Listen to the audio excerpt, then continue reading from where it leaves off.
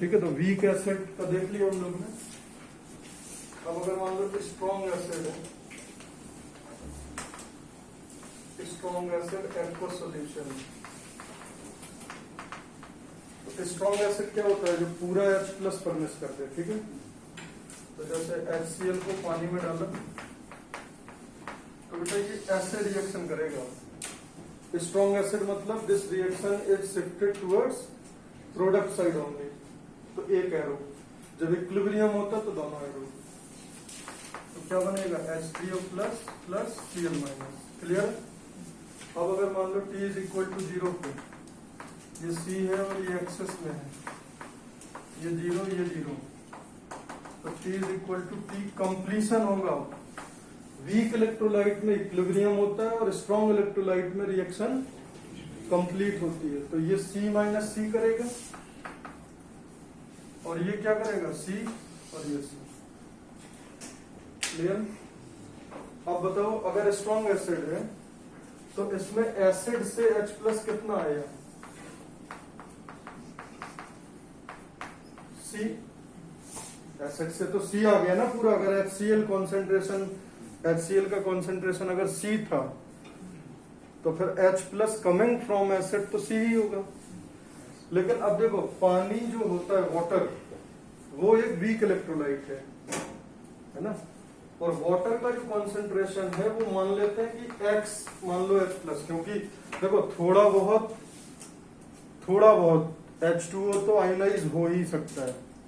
तो let's say H plus जो दिया है पानी ने वो दिया है X, यहाँ वाटर से क्या आ जाएगा X। तो बताओ H प्लस टोटल सॉल्यूशन में कितना होगा, C प्लस X। और बेटा अगर H प्लस पानी से X है तो OH माइनस भी पानी से X होगा, क्योंकि H2O जितना भी आयनाइज होगा उतना ही H प्लस उतना ही OH माइनस देगा। और इस सॉल्यूशन में, एसिडिक सॉल्यूशन में, पानी और एसिड के अलावा कोई और OH माइनस का सोर्स है क्या, OH माइनस आयन कोई और दे सकता है क्या, नहीं। तो OH माइनस आयन टोटल कितना होगा, X only, because there is no any other source which can produce OH minus in the solution।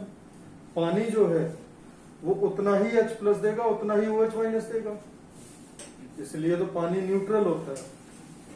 अब देखो इसमें आप H प्लस किसी भी सॉल्यूशन में आप ये लगा सकते हो, H plus total into OH minus total is equal to KW, या किसी भी सॉल्यूशन में लगा सकते हो।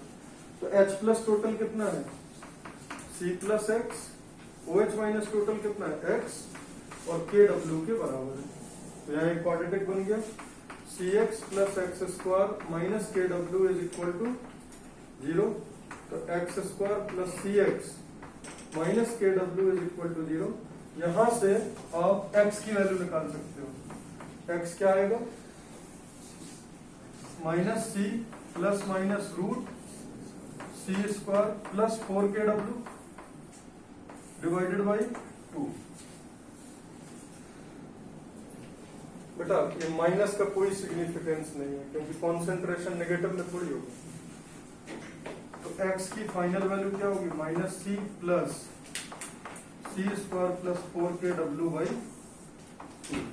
ये हो गया, बोलो बेटा। सिमिलरली H प्लस टोटल क्या हो जाएगा, H प्लस टोटल क्या है, C प्लस X। यहाँ पे C X की ये वैल्यू पुट कर देंगे तो ये आ जाएगा C plus root C square plus 4KW divided by. ये समझ आया स्ट्रॉन्ग एसिड में, क्लियर। अब देखो C स्क्वायर और 4KW में अगर कोई बहुत छोटा और बहुत बड़ा है तो डिस्कार्ड हो जाएगा।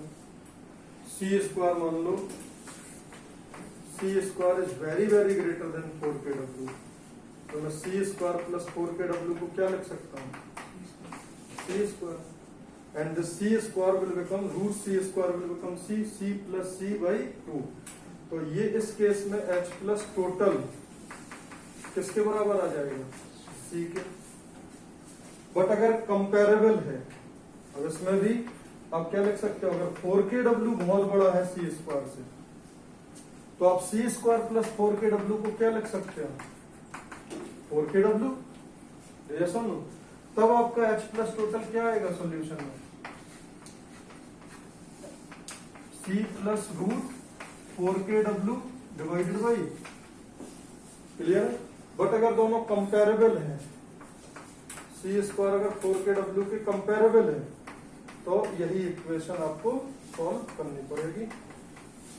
क्लियर है, इसमें भी 3 केस, ये बात समझ आ गई, ठीक है। अब देखो इसमें छोटे छोटे क्वेश्चन आते हैं, यहाँ देखो 10 to the power -1 molar HCl aqueous solution, इसका पीएच बताओ, तो बताओ C कितना है, 10 टू दी पावर -1, तो C स्क्वायर कितना होगा 10 टू दी पावर -2। अब बताओ 10 टू दी पावर -2 और 4kW, तो C स्क्वायर बड़ा नहीं, बहुत ज्यादा बड़ा है। तो इस सवाल में कौन सी कंडीशन है, C square is very very greater than 4kW, तो इसका मतलब इसमें H प्लस टोटल कितना आ जाएगा, C ओनली, और pH क्या हो जाएगा 1। अरे याद आ रहा है ये सवाल। दूसरा एक सवाल अपन ने करा था example 2, 10 to the power -7 molar HCl aqueous solution. अब बताओ C स्क्वायर कितना है, 10 टू दी पावर -14, और 4kW कितना है, 4 इंटू 10 टू दी पावर -14। अब दोनों कंपेरेबल हैं, तो आपको ओरिजिनल इक्वेशन से ही सॉल्व करना पड़ेगा। अभी H प्लस टोटल सॉल्यूशन में कितना आएगा, C plus root C square plus 4kW divided by, यहाँ पे क्या हो जाएगा 10 to the power -7 plus 10 to the power -14 plus 4 into 10 to the power -14 divided by 2। इससे आपका पीएच आएगा। क्लियर है, तो ये कितना हो जाएगा 10 to the power -7 plus √5 into 10 to the power -7 by 2।